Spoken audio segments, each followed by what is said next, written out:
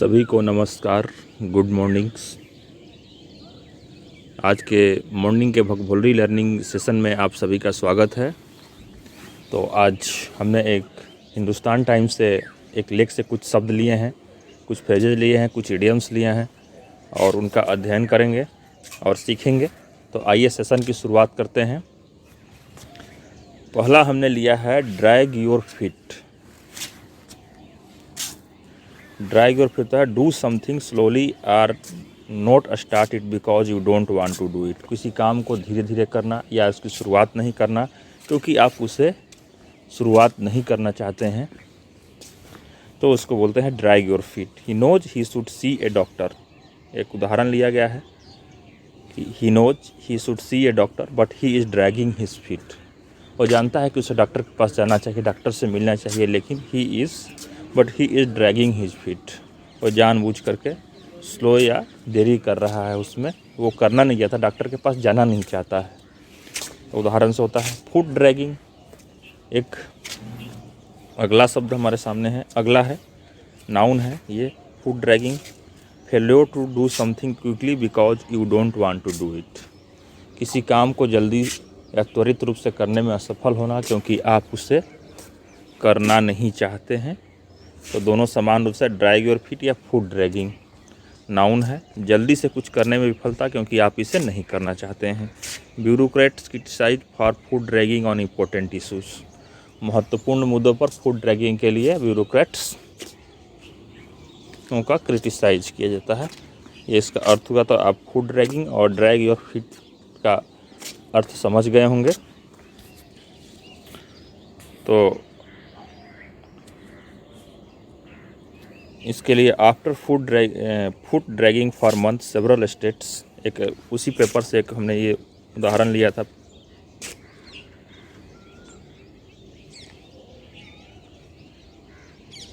कि after foot dragging for months several states including Delhi finally authorised reopening primary school in November. काफ़ी विलंब करने के बाद दिल्ली सरकार ने स्कूल पुनः खोलने के लिए अधिकृत किया है। तो ये इससे उस पेपर में ये शब्द आया था फुट ड्रैगिंग।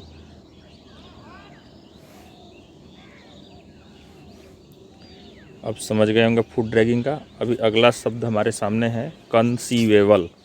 CONCEIVABLE। कंसीवेबल है, एडजेक्टिव है ये। Possible to imagine or believe, कल्पनीय, विश्वास योग्य।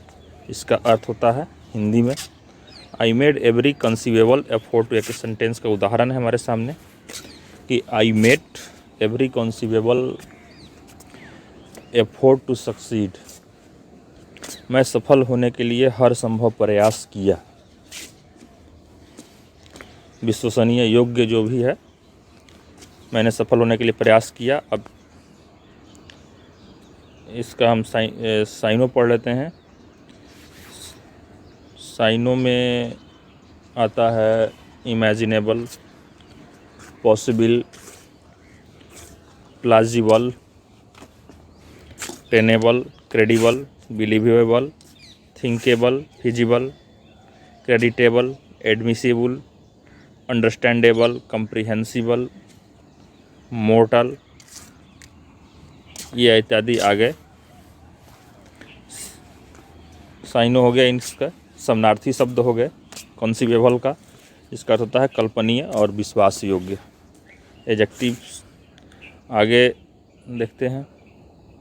स्टेक होल्डर्स हमारे सामने है। आगे एक शब्द है नया जो पेपर में आया था आज का, स्टेक होल्डर्स। नाउन है हितधारक। इसका पहला अर्थ होता है हितधारक। A person or group of people who own a share in business.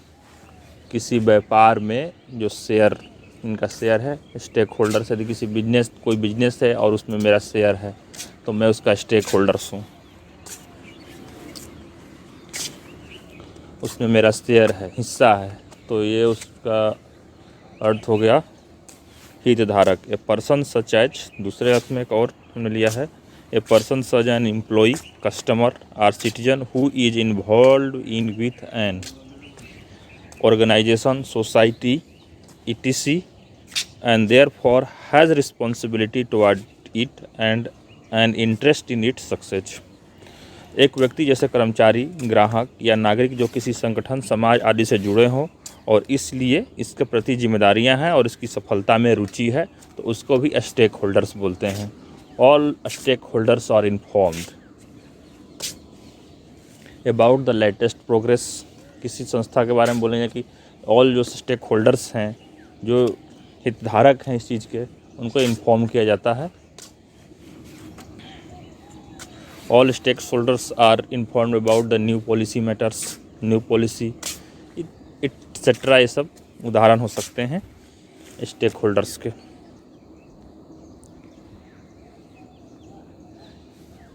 अगला एक आया था उसमें मीडिया सेवी, जो कि एडजेक्टिव है मीडिया सेवी का। Having a shrewd understanding of how to deal with publicity and the media. इसका अर्थ हुआ प्रचार और मीडिया से निपटने के तरीके की चतुर समझ होने वाला, चतुर रखने वाले को मीडिया सेवी बोलते हैं। ए मीडिया सेवी पॉलिटिशियन, राजनीतिज्ञ, खास करके राजनीतिज्ञों को इसकी अच्छी समझ होती है कि मीडिया का प्रयोग कैसे अपने हित में और कैसे चतुर रूप से किया जाए। तो मीडिया सेवी एडजेक्टिव आप समझ गए होंगे इसका अर्थ। उसी पे लेख में एक आया था इनएप्रोप्रिएट बिहेवियर। हमने सभी शब्दों को, सभी प्रकार के शब्दों को ले लिया है ताकि यदि आप किसी भी तरह के प्रश्न का अटेम्प्ट करें तो आपकी समझ, आप में एक समझ विकसित हो, चाहे कम्प्रीहेंशन पर आधारित हो, चाहे साइनो हो, चाहे एंटो हो, चाहे सब्स्टिट्यूशन हो, ये सब वोकैबुलरी पर आधारित होते हैं। यदि आपकी वोकैबुलरी मजबूत है तो आप अच्छा से अटेम्प्ट कर पाएंगे। इसलिए हमने सभी शब्दों को ले लिया है जो कि इम्पोर्टेंट थे उसमें। इनएप्रोप्रिएट बिहेवियर, अनुचित व्यवहार इसको बोलते हैं। हिंदी में बोलेंगे तो means conduct that is unwarranted and is reasonably interpreted to be demeaning और ऑफेंसिव। अनुचित व्यवहार को बोलते हैं इनएप्रोप्रिएट बिहेवियर।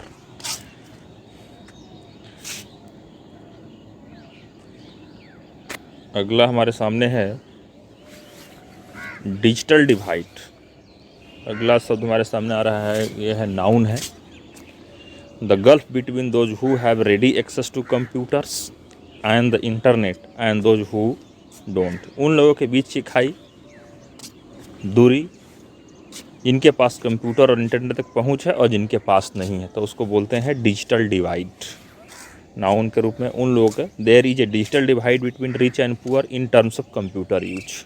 कंप्यूटर उपयोग के मामले में अमीर और गरीब के बीच डिजिटल डिवाइड है। गरीब लोगों के पास कंप्यूटर नहीं है, उनके पास डिजिटल नहीं है, इंटरनेट एक्सेस नहीं है, और जिनके पास पैसा है, जिनके पास स्मार्टफोन हैं, कंप्यूटर्स हैं, लैपटॉप्स हैं, टैब्स हैं, तो इंटरनेट को एक्सेस कर पाते हैं, तो उनके पास इस तरह का एक्सेस है। और जो गरीब लोग हैं जिनके पास डिवाइसेस नहीं हैं, तो इस तरह से हम समझ सकते हैं कि डिजिटल डिवाइड का क्या मतलब हुआ। उन लोगों के बीच की खाई जिनके पास कंप्यूटर और इंटरनेट तक पहुंचा, जिनके पास नहीं है। ये हो गया ये।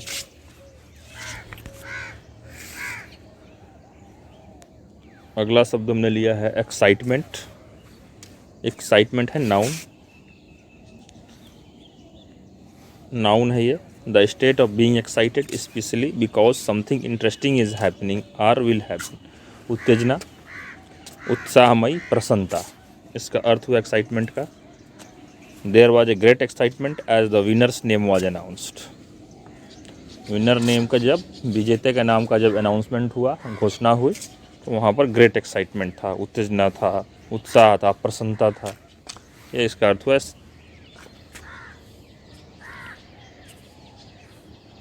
अगला हमने लिया है short lived, lasting only for a short time. Short lived मतलब होता है कि अल्पजीवी, क्षण स्थायी। कोई चीज़ बहुत कम समय के लिए हो, थोड़े समय के लिए हो, तो उसको बोलते हैं अंग्रेजी में शॉर्ट लिव्ड। अल्पजीवी एडजेक्टिव के रूप में इसका यूज होता है, प्रयोग होता है। और अल्पजीवी या क्षण अस्थायी, इसको बोलते हैं शॉर्ट लिव्ड, थोड़े समय के लिए, अल्पकाल के लिए।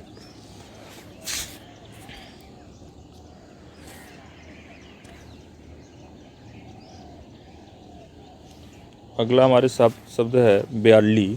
जो कि एडवर्ब है। Used specially after can and could to emphasise that something is difficult to do, only just almost not. विशेषतः कैन और कुड के बाद प्रयुक्त इस बात पर बल देने के लिए कि अमुक काम कठिन है, मुश्किल से, कठिनाई से एक सेंटेंस का उदाहरण लिया है समझने के लिए इसको। I was so tired I could बेयरली stand up. इतना थक गया था कि मुश्किल से खड़ा हो पाता था।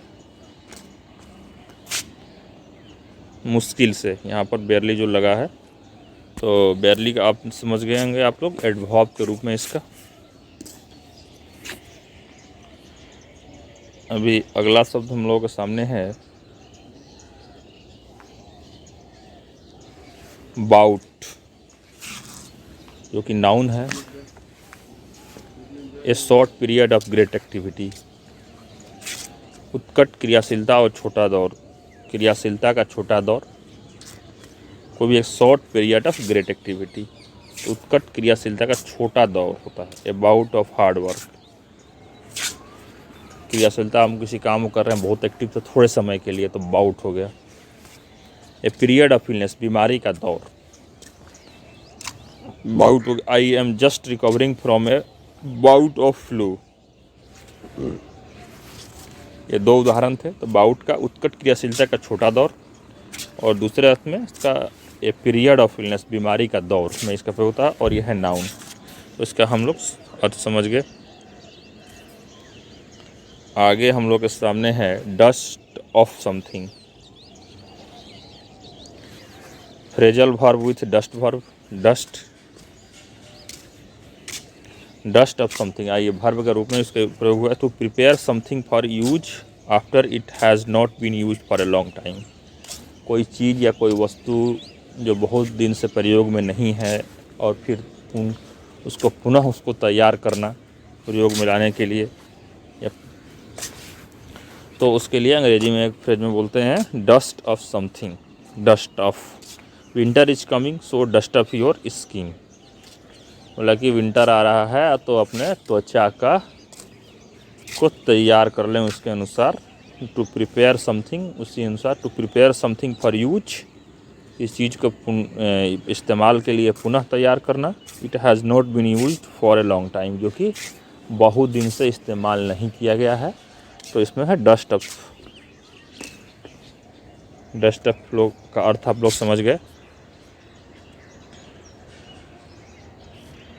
आगे है प्रिडिक्टेबल, एक शब्द आया है प्रिडिक्टेबल, जो एडजेक्टिव है।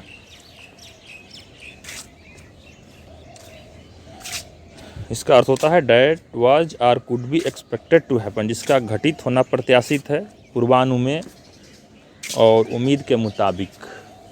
तो वो इसका that was or could be expected to happen, जिसका घटित होना प्रत्याशित है और पूर्वानुमेय, उम्मीद होना। That match had a predictable result, एक यहाँ सेंटेंस का उदाहरण हमने लिया है ये। The match had a predictable result, उम्मीद के मुताबिक जो उसका रिजल्ट आया है, परिणाम आया है मैच का, तो उम्मीद के मुताबिक है, तो प्रिडिक्टेबल हो गया। दूसरे अर्थ में ऑलवेज, एक तो यूज्ड अबाउट अ पर्सन, ये किसी पर्सन के बारे में जब इसको यूज किया जाता है, तो always behaving in A way that you would expect and therefore rather boring, व्यक्ति के बारे में इसका प्रयोग होता है जिसके व्यवहार के विषय में पहले से बताया जा सके, अतः अरुचिकर, ये हो गया प्रिडिक्टेबल हो गया। I knew you are going to say that you are so predictable, एक सेंटेंस का उदाहरण हमने यहाँ लिया था ताकि आप लोग समझ सकें। तो इसका साइनो भी पढ़ लेते हैं साथ में।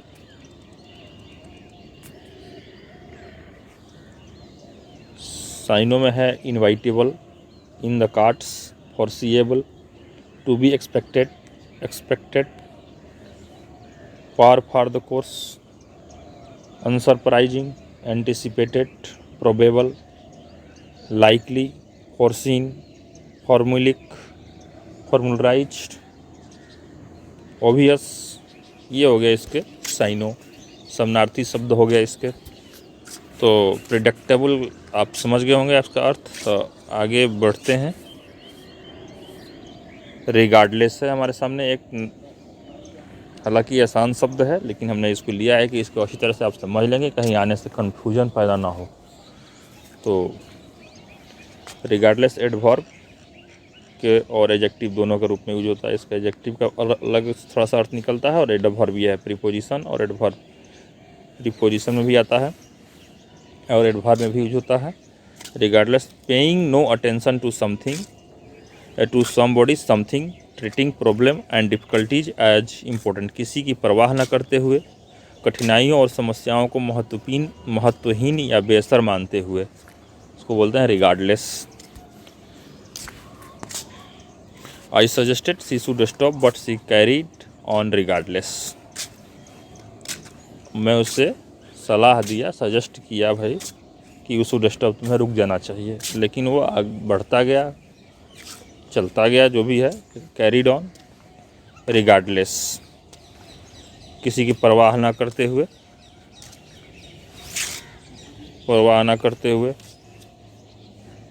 कठिनाई और समस्याओं को महत्वहीन या बेअसर मानते हुए वो आगे अपना काम कैरिड ऑन करती है। इसका अर्थ यही हुआ। एडजेक्टिव में बेपरवाह, नॉनचलेंट, परफंक्शनरी, रिगार्डलेस, रिमिस, नेग्लेक्टफुल, इनअटेंटिव हो गया। Regardless of unconcern, disinterested, unconcern, उदासीन, दिलचस्पी न रखने वाला, बेपरवाह को रिगार्डलेस बोलते हैं। एडजेक्टिव यदि इस अर्थ में, इसका अर्थ यही निकलता है। आगे देखते हैं कौन से।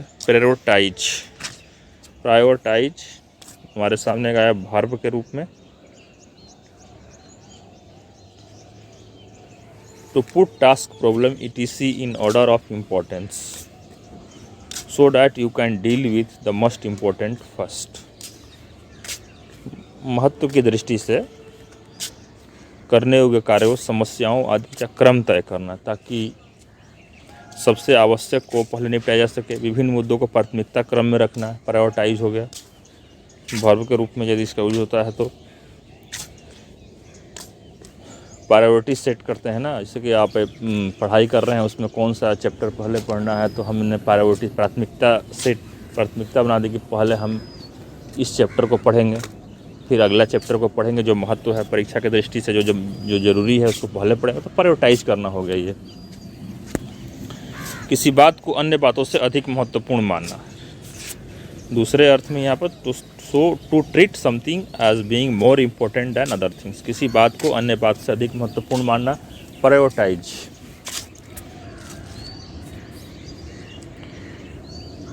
The organisation was form to prioritise the need of older people, जो एक सेंटेंस का उदाहरण लिया है हमने यहाँ पे, कि जो ये ऑर्गेनाइजेशन जब बनाया, जो संस्था को बनाया गया, वो आज फॉर्म्ड, जो बनाया गया था, जो फॉर्म किया गया था, prioritise the needs of older people, जो वृद्ध लोगों के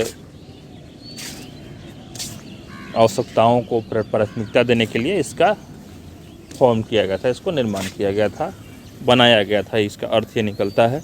तो आप लोगों ने प्रायोरिटाइज का अर्थ समझ लिया। अगला शब्द हमारे पास है ट्रामा, नाउन है, जो कि an event that causes A state of great shock और सैडनेस, इसका अर्थ होता है अंग्रेजी में भी बोले तो, इंटरप्रेट करें तो, और गहरा आघात और खिन्नता की स्थिति उत्पन्न करने वाला घटना। बहुत ज़्यादा ऐसी कोई घटना, आघात या खिन्नता की स्थिति इससे उत्पन्न करने वाला घटना होता है। The trauma of losing your parents, कि माता पिता, पेरेंट्स को खोने का ट्रॉमा जो है, आघात है, ये होगा इसका अर्थ ट्रॉमा का।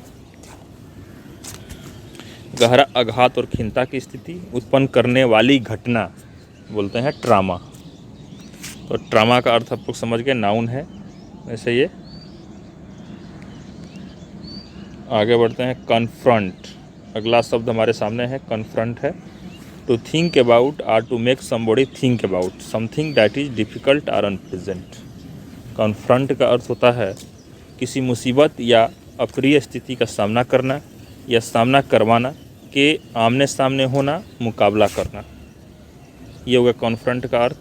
हिंदी में आप लोग समझ लीजिए, किसी मुसीबत या अप्रिय स्थिति का सामना करना या सामना करवाना, के सामने होना, मुकाबला करना। To confront a problem, difficulty, issue, किसी समस्या का, किसी मुद्दे का इत्यादि का सामना करना, तो इसमें कॉन्फ्रंट का प्रयोग होता है वर्ब के रूप में। और आगे इसका भी अर्थ समझ लेते हैं बढ़िया से। दूसरे अर्थ में इसका to stand in front of somebody for example because you want to fight him, और झगड़ा या सामना करने के लिए किसी के सामने खड़ा होना।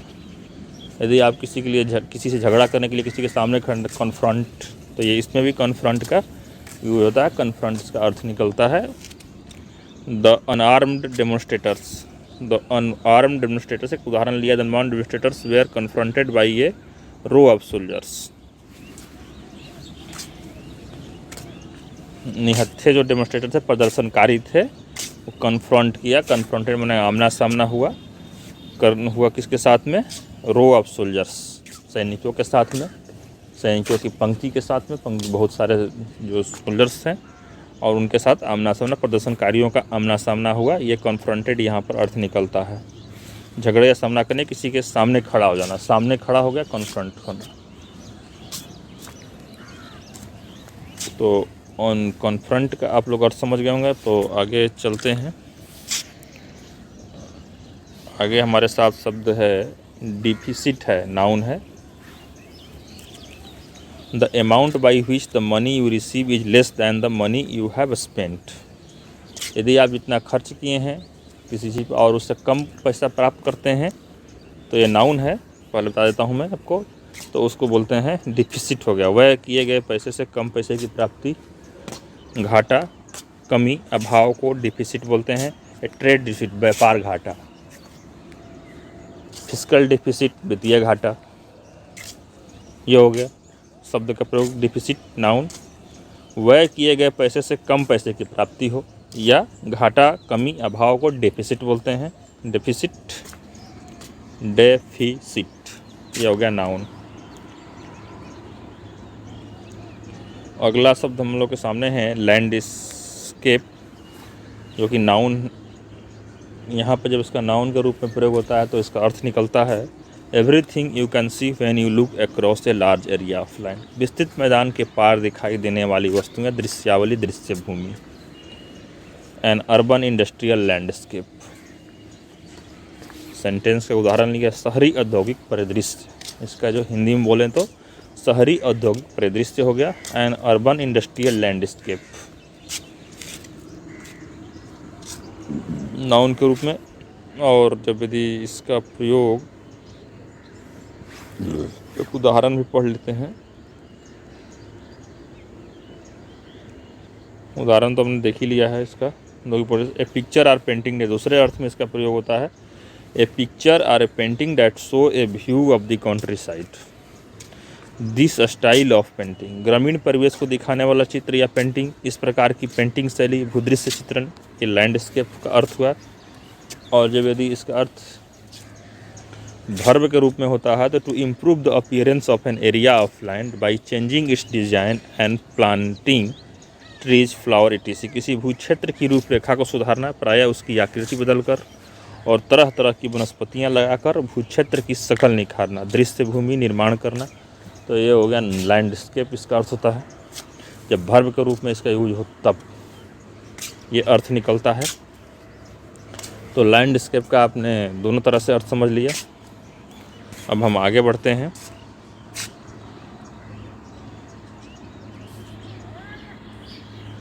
एनरोलमेंट,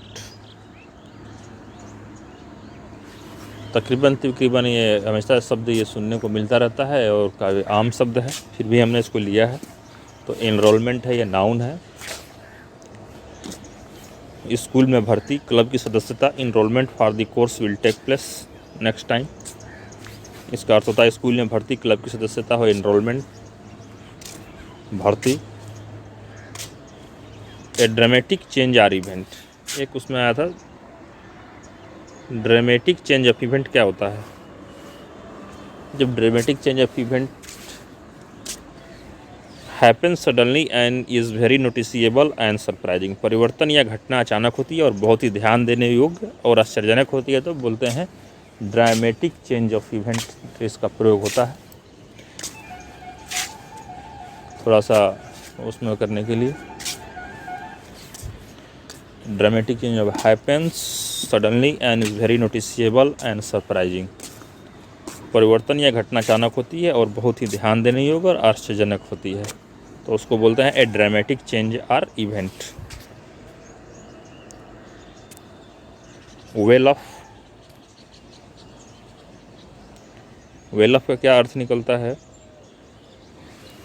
कंपैरेटिव एडजेक्टिव में होगा तो बेटर ऑफ होता है। Having a lot of money, इसके पास बहुत पैसा हो, रिच हो आदमी, धनी हो, समृद्ध हो, खुशहाल, उसको बोलते हैं well off. Well of family, समृद्ध परिवार। सिमिलर है वेल्दी, वेल्दी जो धनाढ्य हो, संपन्न हो, व्यक्ति हो, समृद्ध हो, धनी हो, तो वेल ऑफ बोलते हैं। और एडजेक्टिव के रूप में उसका होता है। तो वेल ऑफ का भी हम लोग समझ गए अर्थ। हमारे सामने अगला लिया है रिमार्केबल। रिमार्केबल एडजेक्टिव है, usual and surprising in A way that people notice, असाधारण और आश्चर्यजनक, ध्यान देने योग्य को बोलते हैं अनयूजुअल एंड सरप्राइजिंग। अनयूजुअल हो, surprising in A way that people notice, असाधारण और आश्चर्यजनक, ध्यान देने योग्य। जैसे कि असाधारण और आश्चर्यजनक कि लोग उस पर ध्यान दें तो उसको बोलते हैं रिमार्केबल। रिमार्केबल और एडजेक्टिव में जब इसका ये अर्थ निकलता है तो आप लोगों ने समझ गए होंगे कि इसका क्या अर्थ निकलता है। तो that is remarkable achievement for someone so young, एक उदाहरण सेंटेंस का हमने लिया था, इतने कम उम्र के व्यक्ति के लिए एक उल्लेखनीय उपलब्धि है। इसका अर्थ ये निकलता है this is a remarkable achievement for someone so young, इतने कम उम्र के व्यक्ति के लिए यह एक उल्लेखनीय उपलब्धि है। तो this is a remarkable achievement for someone so young, तो समझ गया लोग अर्थ इसका। अगला शब्द देख लेते हैं, एलेक्रिटी। एलेक्रिटी हम लोग के सामने है, अगला शब्द है ये नाउन है। इसका अर्थ होता है हिंदी में अपने अति उत्साह, तत्परता, प्रफुल्लता, ग्रेट विलिंगनेस, ईगरनेस और इंथुसियाज्म। अति उत्साह, तत्परता, प्रफुल्लता, एलेक्रिटी होता है, नाउन है ये। और सी एक्सेप्टेड द असाइनमेंट विथ एलेक्रिटी, बड़े उत्साह के साथ, तत्परता के साथ, प्रफुल्लता के साथ उसने असाइनमेंट को एक्सेप्ट किया। एक सेंटेंस का उदाहरण आप लोगों को समझने के लिए लिया था। अगला जो है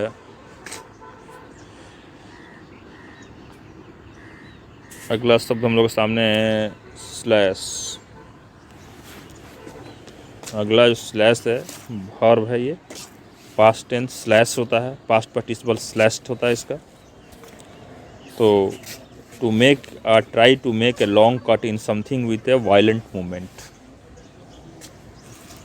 जोरदार झटके से किसी वस्तु को चीरना, काटना या चीरने या काटने की कोशिश करना स्लैश होता है।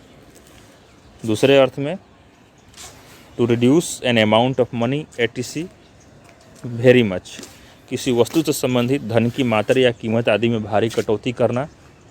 The price of coffee has been slashed by 20%, the price of coffee has been slashed, coffee के दाम में, मूल्य में 20% का कटौती कर दी गई है। तो स्लैश का अर्थ यह निकलता है वर्ब के रूप में जो इसका यूज होता है। तो ये आप लोग समझ गए होंगे स्लैश।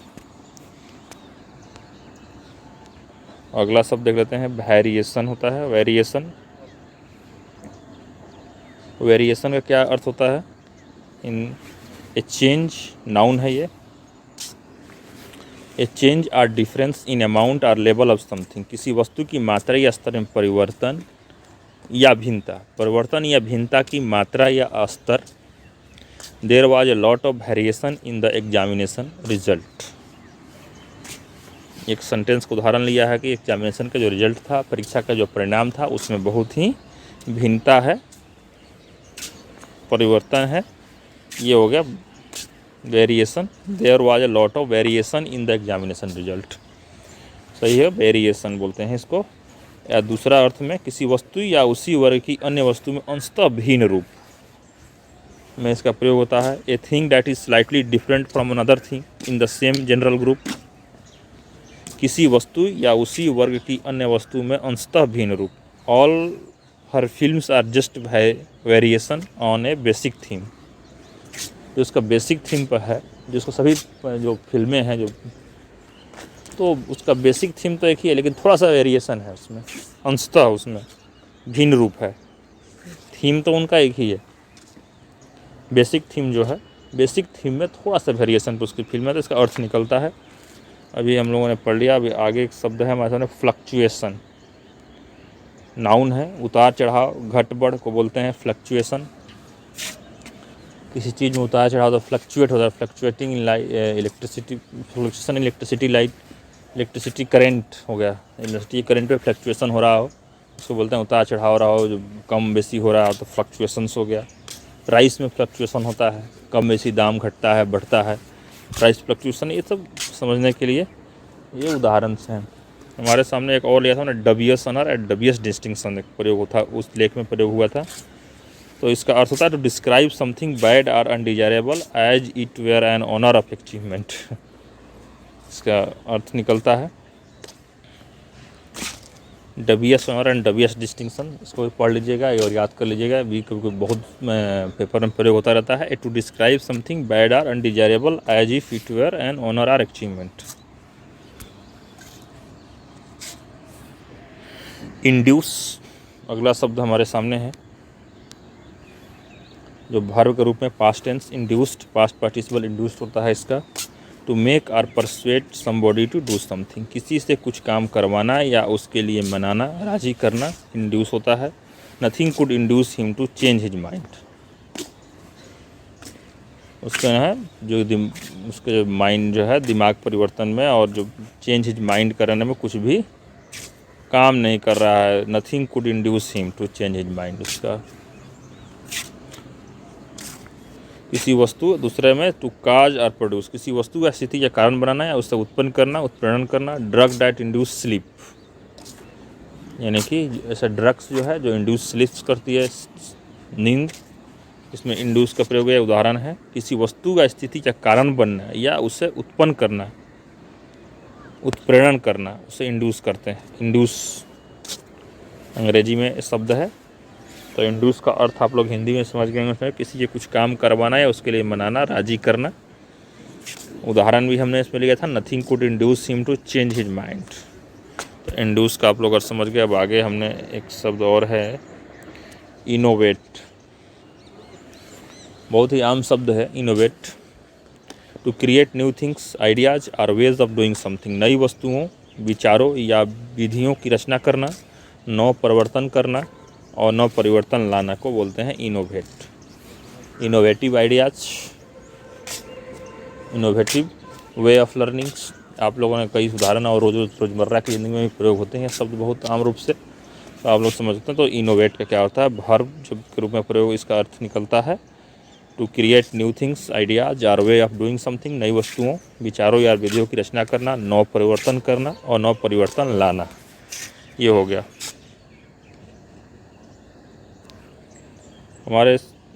हमने एक और उसमें एक आया था सिल्वर लाइनिंग, एक उम्मीद की किरण जिसको बोलते हैं, ए सिल्वर लाइनिंग, काफ़ी प्रयोग होता है ये। Is a sign of hope और a positive aspect in a otherwise negative situation. किसी नेगेटिव सिचुएशन में आशा की, उम्मीद की किरण हो तो उसको बोलते हैं a silver lining. Every cloud has a silver linings, meaning that there is hope और something good to be found in every bad situation. यहाँ पर सिल्वर लाइनिंग नकारात्मक स्थिति में आशा या सकारात्मक पहलू का संकेत है। सिल्वर लाइनिंग होता है वाक्यांश में अक्सर कहावत के हिस्से के रूप में देखा जाता है। और एवरी क्लाउड है सिल्वर लाइनिंग, जिसका अर्थ है कि हर बुरी स्थिति में आशा या कुछ अच्छा पाया जाता है। हर बुरी स्थिति में कुछ आशा या कुछ अच्छा पाया जाता है। तो ये सिल्वर लाइनिंग का भी आप लोग समझ गए होंगे। एक उम्मीद की किरण। तो आज कुछ पहले से मेरी बहुत ही व्यस्तता है, मैं व्यस्त हूँ और मैं आप लोगों को वो लेख नहीं पढ़ा पाऊँगा, तो इसके लिए मैं माफ़ी चाहूँगा। अगले दिन मैं लेख के साथ में, पूरा व्याख्या के साथ में मैं आऊँगा। तो आज यहीं सेशन को मैं समाप्त करते हैं और धन्यवाद। इसी तरह से सीखते रहिए, पढ़ते रहिए, और इसी तरह से आप सीखते रहेंगे, रोज़ थोड़े थोड़े कुछ शब्दों को, नए शब्दों को सीखते रहेंगे, तो एक दिन बहुत सारी वोकैबुलरी आपके पास होगी। आपका शब्द क्षमता बहुत ज़्यादा विकसित हो जाएगा और आप किसी भी परीक्षा में आसानी से सफल हो पाएंगे, क्योंकि ये इसका बहुत वोकैबुलरी का बहुत बड़ा रोल होता है किसी भी एग्ज़ाम को पास करने में, जिसमें अंग्रेजी भाषा से संबंधित, कम्प्रीहेंशन से संबंधित, समझ से संबंधित प्रश्न पूछे जाते हैं। तो धन्यवाद, थैंक यू। फिर कल सुबह मिलते हैं आप लोगों से नए वोकैबुलरी के साथ, नए शब्दों के साथ में।